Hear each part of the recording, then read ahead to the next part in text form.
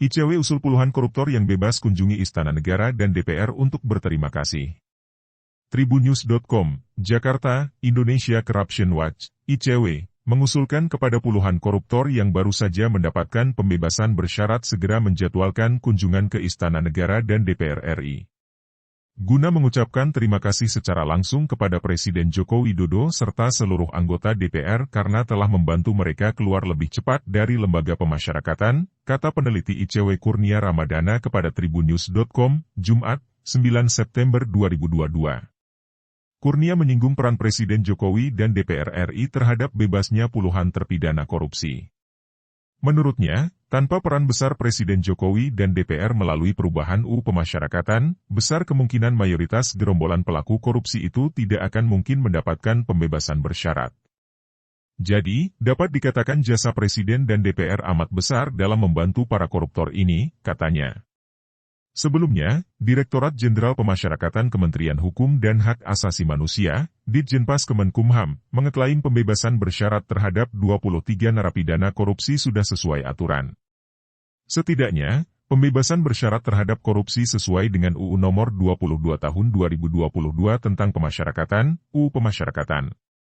Kabag Humas dan Protokol Ditjenpas Kemenkumham Rika Aprianti mengatakan, terdapat sejumlah perubahan dalam UU Pemasyarakatan, di antaranya, pemenuhan hak bagi narapidana dan tahanan yang meliputi pemenuhan hak dasar atau hak tidak bersyarat dan hak yang bersyarat.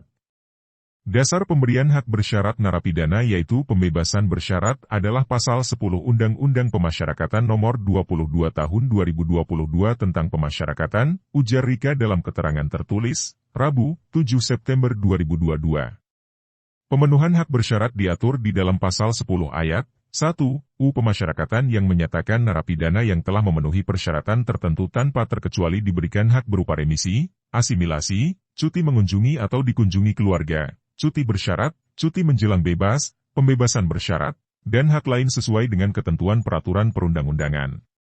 Dalam penjelasan yang dimaksud dengan tanpa terkecuali adalah berlaku sama bagi narapidana untuk mendapatkan haknya dan tidak mendasarkan pada tindak pidana yang telah dilakukan, kecuali dicabut berdasarkan putusan pengadilan, jelasnya. Sementara, Pasal 10 Ayat 2, UU Pemasyarakatan menyatakan, persyaratan tertentu sebagaimana dimaksud pada Ayat 1, meliputi berkelakuan baik, aktif mengikuti program pembinaan, dan telah menunjukkan penurunan tingkat risiko. Bahwa di dalam Pasal 10 Ayat 3, Undang-Undang Nomor 22 Tahun 2022 menyatakan, selain memenuhi persyaratan tertentu sebagaimana dimaksud pada Ayat 2, bagi narapidana yang akan diberikan cuti menjelang bebas atau pembebasan bersyarat harus telah menjalani masa pidana paling singkat 2-3 dengan ketentuan 2-3 masa pidana tersebut paling sedikit 9 bulan, paparnya. Sejauh ini, terdapat 23 narapidana kasus korupsi yang mendapat program pembebasan bersyarat dari Ditjenpas Kemenkumham.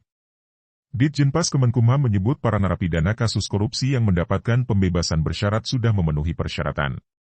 Persyaratan tertentu sebagaimana dimaksud pada Ayat 1, meliputi berkelakuan baik, aktif mengikuti program pembinaan, dan telah menunjukkan penurunan tingkat risiko, katanya.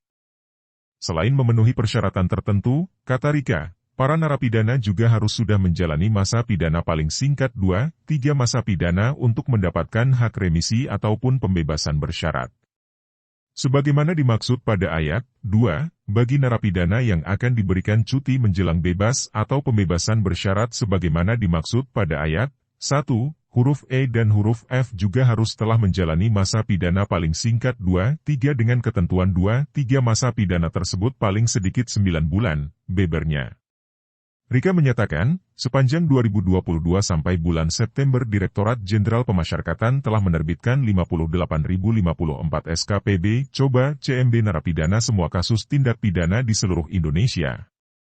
Pada September 2022, kata Rika, terdapat sebanyak 1.368 orang narapidana semua kasus tindak pidana dari seluruh Indonesia yang mendapat pembebasan bersyarat.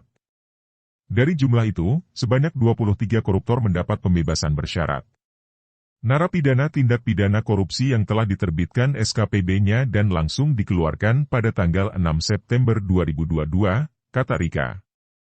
Rika membeberkan 23 korupsi yang mendapat pembebasan bersyarat, yakni mantan Gubernur Banten Ratu Atut Hosiah, mantan Dirut Jasa Marga Desi Aryani, mantan Jaksa Pinangki Sirna Malasari, dan Mirawati Binti. Keempat narapidana perempuan itu bebas dari lapas kelas 2A Tangerang. Selain itu, mantan Hakim MK Patrialis Akbar, mantan Menteri Agama Surya Dharma Ali, mantan Gubernur Jambi, Zumi Zola, dan adik Ratu Atut, Tubagus Hayeri Wardana atau Wawan. Mereka bebas dari lapas Sukamiskin. Berikut daftar lengkap 23 narapidana korupsi yang mendapat pembebasan bersyarat kemarin. Lapas kelas 2 Tangerang. 1. Ratu Atut Hosiah binti almarhum Tubagus Hasan Syocip. 2. Desi Aryani bin Abdul Halim. 3. Pinangki Sirna Malasari, dan 4. Mirawati binti Hajohan Basri. Lapas kelas 1 Sukamiskin. 1. Syahrul Raja Sampurnajaya bin H. Ahmad Muchlisin. 2. Setiabudi Tejo Cahyono. 3. Sugiharto bin Isran Tirto Atmojo. 4. Andri Tristianto Sutrisna bin Endang Sutrisno. 5. Budi Susanto bin Lotiosong. 6. Danis Hatmaji bin Budianto.